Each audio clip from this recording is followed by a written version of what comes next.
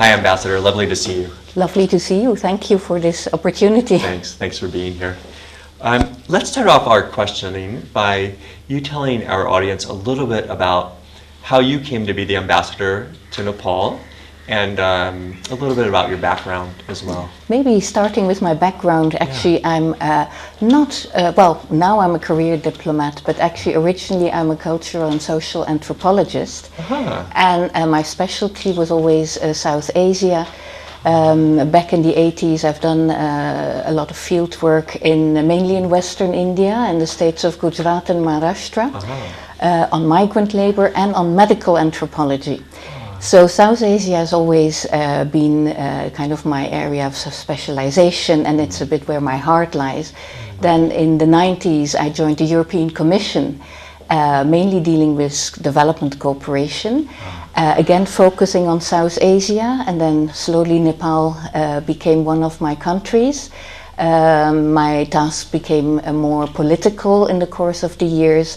And so when this opportunity came up to actually be posted here to Nepal, I thought, well, this is, I think, a culmination of my career and a logical progression also. Yes. And that is how I ended up here in Nepal since September 2013, last year. So not that long. And you're the second EU ambassador? Yes, yeah. Wow. Of course, our relations with Nepal started in the 80s, and we have a cooperation agreement which we signed with Nepal in 1996. Our office here initially was headed by a chargé d'affaires, but my predecessor became the first fully fledged ambassador to Nepal, and our delegation was upgraded to a full-fledged autonomous delegation. And I'm the second ambassador, indeed. That's great. Tell our audience a little bit about the history of the European Union. If you could educate us on how it kind of came about and what the European Union is trying to do. Well, I think the European Union is, I think, probably the most successful regional integration project so far. And I mean, I think this year, 2014, is when we're commemorating the outbreak of the First World War. If you see a continent like Europe, which was so much ravaged first by the First World War, the Second World War, the European Union came about initially as a means of people saying this never again. And so actually it started by taking the two main enemies, France and Germany, in the project which started with the European Community for Coal and Steel, to actually convince both Germany and France to put their forces together and work on coal and steel, which were of course the kind of instrumental and very important resources for war, and turn them into a mechanism of peace. And we started off with 6 member countries, Germany, France, Italy, and the Benelux. And I'm also from a Benelux country. I'm from the Netherlands, but I was born in Luxembourg and I lived in Brussels for 18 years, so I'm a true maybe Benelux person. But that is the way it started. Of course, in the beginnings, in the late 50s, when the Rome Statute was signed, which was meant the beginning of the European Community project, we could have never imagined that the countries that were on the other side of the Iron Curtain would one day be part of it. That was unthinkable at the time. And the fact that this has happened, that they were successfully integrated in the European project, I think is very, very encouraging, and could still be a model for peace and regional integration worldwide. Let's talk a little bit about the relationship then between the European Union and Nepal. Recently you made a trip to Brussels, and what was that about? In fact, as you know, perhaps the European Union, I think we're perceived here in Nepal as a trusted third neighbor. I mean, of course, one could say Nepal is not very close to the European Union, but we feel a strong relationship in terms of development cooperation, in terms of how we can help Nepal to become a stable and prosperous country that lives up to its the peace agreement, 2006, and now the new Constituent Assembly. So we feel there is a strong partnership there, and we're ready to help Nepal. And also more globally, the EU is one of the biggest development partners worldwide. And we have just declared our new cycle of development for Asia. That is, we have committed about more than 5 billion euros for the whole Asian region. And basically, my reason to go to Brussels was to work on a programming seminar to see the exact envelope for our new development partnership with Nepal. And we were very honored that the Honorable Finance Minister, Dr. Mahat, also joined and came to Brussels for 3 days to actively participate in this programming seminar and to have a meeting with our Development Commissioner, Mr. Piebalgs. And in that occasion, actually, the Commissioner announced the new funding envelope for Nepal for the coming 7 years. And it was a very positive meeting because the EU has decided to triple its support. Yes. So from 120 million euros, we actually now will have an envelope of 360 million grant, and I must insist this is grant money for development programs in Nepal. Hello, namaste. My name is Nirmala Nepali. I'm working at Media Gallery, especially for the Inspiration program. Today, we are heading to anti-corruption campaign at Bharatpur, Chitwan, which is a partner organization of Transparency International. For the overall program, the fund has been provided by European Union delegation to Nepal. Today, I'll be interviewing with some of the members of ACC Nepal. Along with that, I'll be talking with some of the beneficiaries of European Union delegation to Nepal. Transparency international नेपालले पहिले भनौँ न धेरै पहिले चाहिँ आफ्ना कार्यक्रमहरू चाहिँ काठमाडौँ सेन्टरबाट गरेका थियो र केही जिल्लामा 7वटा जिल्लामा केही संस्थाहरूलाई टिआई नेपालसँग आबद्ध गराएर हामीले चाहिँ सानोतिनो स्केलमा चाहिँ कार्यक्रमहरू गरेका थियौँ गर्दै आएका थियौँ र पछि अब होइन यो आवाज त चाहिँ टिआईको आवाजहरू जिल्ला जिल्लामा पुग्नु पर्यो भन्ने उद्देश्यले अहिले हामीले चाहिँ 22वटा जिल्लाका 23वटा संस्थाहरूसँग चाहिँ हामीले आबद्ध दिएका छौँ। पहिलो चरणमै यो युरोपियन युनियन कार्यक्रम चाहिँ मा चितवनलाई छानेको कारण पनि त्यो हो हैन। त्यो पुरानो संस्था नै हो, धेरै पहिलेदेखि हामीसँग आबद्ध भएर काम गर्ने संस्था हो। त्यहाँबाट सुरुवात भएको र सक्रियतापूर्वक चाहिँ उहाँहरूले काम गरिरहनु भएको छ।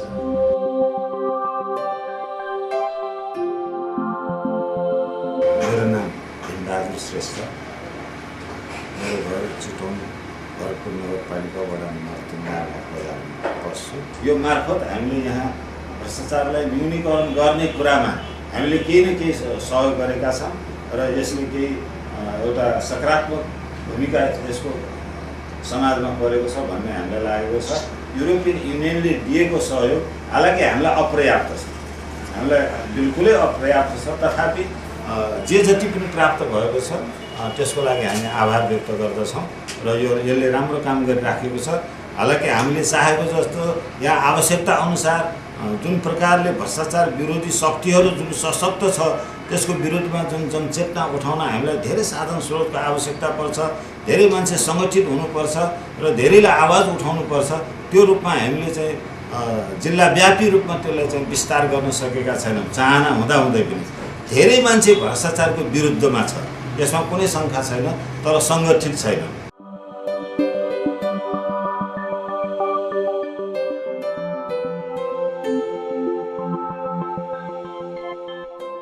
म तिलक पौडेल हुँ। यो चाहिँ के अरे चितवन जिल्ला विकास समितिमा म स्थानीय विकास अधिकारीको रूपमा काम गर्छु। हामी यहाँ स्थानीय रूपमा रहेको एसिसी यो एन्टी करप्सन क्याम्पेन माने भ्रष्टाचार विरुद्धको अभियानसँग साझेदारी गऱ्यौँ।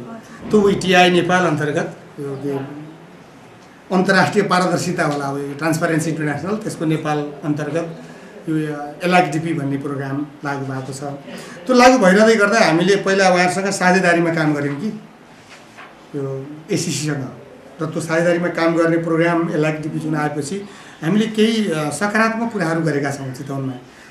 सम्भवतः यी अनुकरणीय छन् भन्ने हामी दाबी पनि गर्छौँ।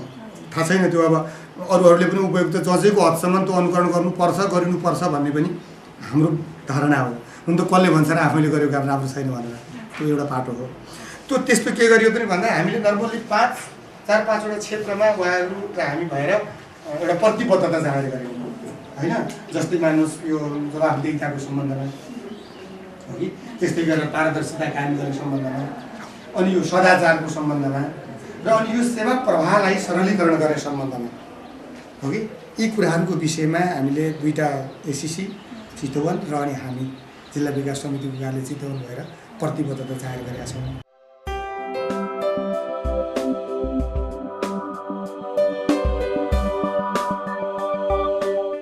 नमस्कार, मेरो नाम नरेन्द्र शर्मा। म यहाँ प्रमुख जिल्ला अधिकारीको हैसियतले चाहिँ विगत 1 वर्षदेखि यहाँ कार्यरत छु। अन्तर्राष्ट्रिय स्तरमा नेपालको छवि भ्रष्टाचार हुने मुलुकहरूको सूचीमा चाहिँ अलिकति माथिल्लै तहमा पुगेको भन्ने एउटा चाहिँ डरलाग्दो चाहिँ एउटा चाहिँ तथ्याङ्क, त्यो इन्डिकेटर्सले सबैलाई छोयो।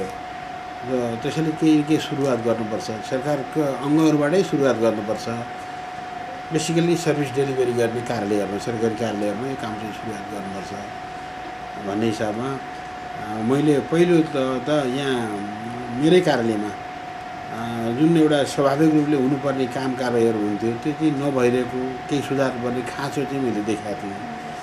त्यसैले आफैबाट सुरु गर्नु भनेर थालियो। र त्यसमा चाहिँ विशेष गरेर एसिसी नेपालको यो चितवनको यो संस्थागत एउटा चाहिँ सुदृढीकरण अथवा यसलाई चाहिँ भ्रष्टाचार न्यूनीकरण गर्ने संस्थाको अभियानसँग आबद्धता जुन यसले संस्थाले राखेको छ, यो संस्थासँग मिलेर हामी सहकार्य गर्न पनि गरिरहेछौँ।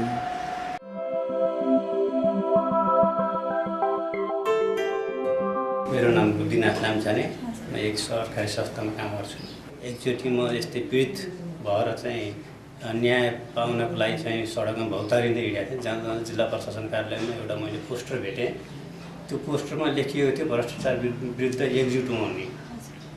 त्यही पोस्टर चाहिँ ठेगानाहरू फोन नम्बर थियो। मैले फोन गरेँ, केन्द्रको रहेछ, उहाँले चाहिँ हाम्रो जिल्ला कार्यालय चाहिँ चितवनमै छ, त्यहाँ गएर सम्पर्क गर्नुहोस्, अहिले तपाईँलाई कठिन भएको हुनाले भनेर उहाँले भनेर आएर चाहिँ यहाँ म आएर सम्पर्क गर्दा सरिता र रिता म्याडम उहाँहरूसँग सहयोग मागेर अनि सल्लाह लिएँ। उहाँहरूको सहयोग बमोजिम मैले धेरै नै सहयोग प्राप्त गरेँ र यो भ्रष्टाचार विरुद्ध अभियान जुन संस्था थियो, यस्ता पीडित जनताहरूलाई यसरी नै सहयोग पुर्याउँदै जाँदाखेरि धेरै चाहिँ लाभान्वित।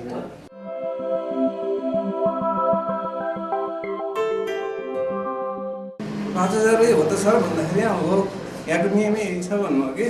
फेरि मैले सरहरूले जहाँ एसएलसी दिएर पास गरेको छ त्यही लान्छु मैले भनेर मागे हो। सरहरू सबैसँग रिक्वेस्ट गरे हो, उहाँले 5000 भन्दा तल घटाएर दिन मिल्दैन भनेर उहाँले रसिद काटेर दिनुभयो। यही हो मेरो प्रमाण। अनि सरहरूले भन्नुभयो ठिक छ दिनुभयो, पैसा फिर्ता पाएँ। यो संस्थालाई पनि म धन्यवाद दिन्छु।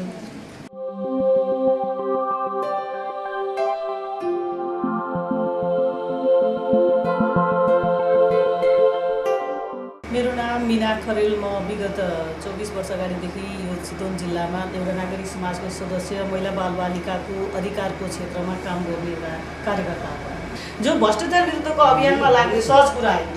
अरूलाई नराम्रो छस् भन्ने व्यक्ति चाहिँ आफू राम्रो हुनु जरुरी छ। ती राम्रा व्यक्तिहरूले हाँकेको यो संस्था भएको कारणले यो अभियान मलाई लाग्छ चितवन जिल्लामा यसका गतिविधिहरू प्रभावकारी छन्।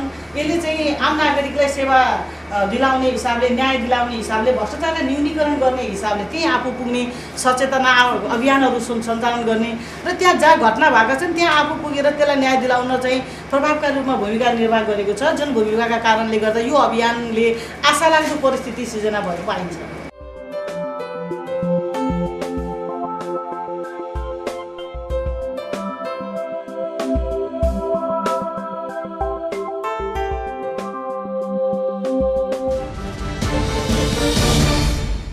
I mean, tripling is quite a huge amount of money. I mean, I know my country, the US, is giving less actually. But why is it important for, or why does the European Union feel that it's important for Nepal to be strong and stable? Well, I think first of all, we feel we are committed to poverty reduction worldwide. So we feel, I mean, if you see in terms of poor countries, there's still many, although Asia is of course considered as, you know, many emerging economies, a very rapid economic growth. Not all countries have really been involved and included in this development spurt. And we feel that those countries lagging behind, like unfortunately Nepal, we should help them to achieve sustainable and inclusive growth and prosperity and development. So in South Asia, Nepal is one of the poorest countries, although it has made a considerable progress in terms of the Millennium Development Goals, but we still feel there is an unfinished agenda. So that is why Nepal is an obvious partner. Secondly, it's a very strategic country. It lies between China and India. A stable Nepal is, I think, in the interest of everybody. Yes. And by contributing to development, to poverty reduction, and to peace building, I think we can help Nepal become a stable partner. And can you say a little bit more about the European Union's priority areas in Nepal? In fact, for a long time we've always focused on basic education, school sector reform. These are programs we have funded through the government of Nepal. Peace building after, of course, the Jana Andolan II and the Comprehensive Peace Accord. We thought peace building is important, so we have been committed. We have been committing quite a big percentage of our funds to that. How did we do that? Again, by working through the government, through the Ministry of Peace and Reconstruction. We've contributed, for example, to the maintenance of the cantonments for the ex-Maoist combatants. We've worked with conflict-affected people. There are numerous projects through the Peace Fund Secretariat which we have supported. Also the elections, the Second Constituent Assembly election. So this is the second part. And then thirdly, we think that Nepal needs to be supported in its trade facilitation and its economic capacity building. So we have a project there as well. So these are the three main areas. Now for the next cycle, starting this year, which will run up to 2020, we will continue on education, maybe also extend that a little bit to include vocational training. I think very important for Nepal, but also to look back a bit and look at rural infrastructure and integrated agricultural development. I think integrated rural development is a must for Nepal. Hopefully it can also help reduce out-migration, distress migration, helping with rural infrastructure, rural roads, renewable energies, these kind of things which I think are hugely important for the rural population in Nepal. Yeah, in my visits to various districts, I mean, this is a thing that I've noticed too. I mean, how do you develop livelihood, keep people here, but also how do you get product to market? Yes. So it's infrastructure, livelihood, the whole thing. I think, I mean, before being posted here, when I was desk officer for Nepal, I was fortunate enough to visit the country very regularly. And we were also supporting the World Food Program. And I was fortunate enough to be able to accompany them on one of their trips where we actually delivered the food aid by helicopter. This was rice, pulses, because so many areas are food insecure. We went to the Midwestern province, and you have to see it with your own eyes. And when you see that people have to walk for 6 days to even reach a road, you think this access, if that could be improved, and growth could be exponential, helping also the farmers, of course, to deal with climate change, another enormous challenge for Nepal. Renewable energy. One project I visited myself also in the Far Western project was a solar panel project. And if you see that with this kind of technology, how you can transform the lives of people. For example, women who had to go down the mountain and fetch water. I mean, just by installing a pump which operates on solar panels, I mean, is just revolutionizing their lives, because they don't have to, their drudgery and chores are reduced. I mean, the fact of having electricity or a simple tube light enables children to study at night when it's dark. I mean, power mills, you name it. It's so these things I think are very important, and we are committed to continuing that in our next cycle. Recently, you know, Ukraine has been in the news, and it seems like there's a big tussle between the East and the West. As the EU ambassador to Nepal, I mean, how, you know, what are kind of your insights on what's been happening? Well, of course, in Europe we are very, very worried about this escalation and about this annexation, which is the first time that happened in Europe since the Second World War. And so, of course, we feel that it's now the time for Europe to stick together and to speak with one voice on this more than ever before. Of course, obviously, our countries like Poland and the Baltic states are extremely worried, because this is next to their borders. And of course, we are ready to help the Ukraine with support, to address this issue, without, of course, closing the communication with Russia, because we feel we have to continue to engage in Russia. But it's a challenging time, and I think we have to, more than before, show that the advantage of the EU is that we all stick together and speak with one voice on this, and hope that this that international law and the UN Charter will prevail in the end. Now, had the Ukraine actually applied to be part of the EU? Yes. And so now, can you act upon that application, or? What to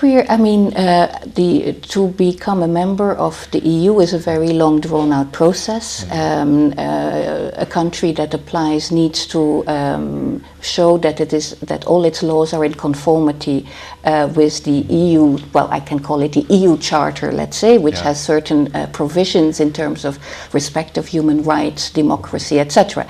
So it's a very long, drawn-out process. So we're not there yet with the Ukraine. What we wanted to do with the Ukraine was to negotiate a partnership agreement. Now, this has actually been given more priority, and at the European Council on the 20th of March, EU member states have said that they would immediately sign all the political provisions, just to show our commitment to helping Ukraine. So that has happened.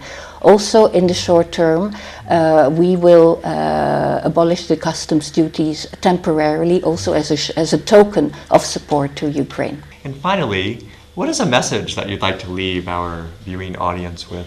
I would say I hope that Nepal, I think Nepal has a very good press in the world. I mean, whenever I tell to my people and to my colleagues or friends that I'm living there, they're all very envious. And I must say I feel very privileged to be working and living here in Kathmandu, where I'm with my family.